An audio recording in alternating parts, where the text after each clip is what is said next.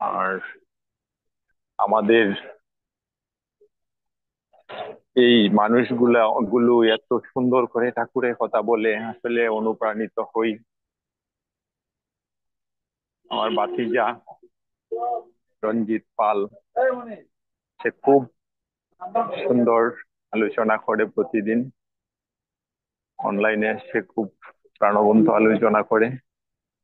আমি আসলেই পরম দয়ালের রাতুল চরণের সর্বাঙ্গীন সুস্থতা এবং দীর্ঘায়ু কামনা করি। সবাই বিষয়বস্তুর উপর আলোচনা করলেন। আর আমাদের ঋত্বিক দাদা বলতেন যে চর্বিতে চর্বণ করা ভালো নয়। আর তাদের একই আলোচনা বারবার না করাই ভালো। তো আজকের অহংকার করুণা জগতে হীন হয়ে থাকতে হবে না, এটা আমি সাধারণত যা বুঝি। যে হীন মানে মাথা নিচু করে থাকা বা ছোট হয়ে থাকা বা ঘৃণ্য হয়ে থাকা।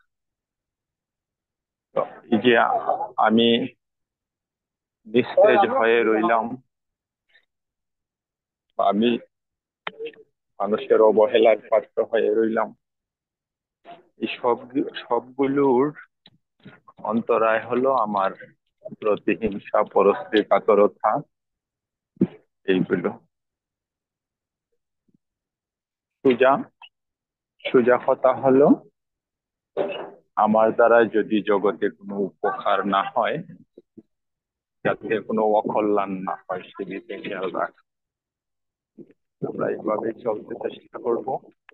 দয়াল আমাদের বারবার মেসেজে এই কথাটাই বলে দিয়েছেন, মানুষ হওয়ার জন্য, শুদ্ধ মানুষ হওয়ার জন্য।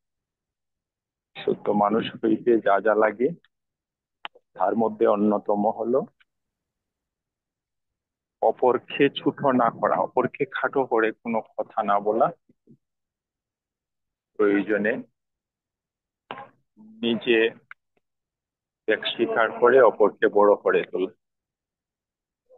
সেই সাথে এই করলেই অহংকার দূরে যাবে, অভিমান দূরে যাবে, এবং জ্ঞানী জ্ঞানী মানুষ বলে প্রমাণিত হবে।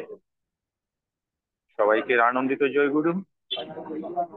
আমি এখানে সমাপ্তি করলাম আমার কথাগুলো। জয়গুরু সবাইকে। জয় গুরু। বিনীত অনুরোধ জানাচ্ছি জয় রাধে গান গাওয়ার জন্য।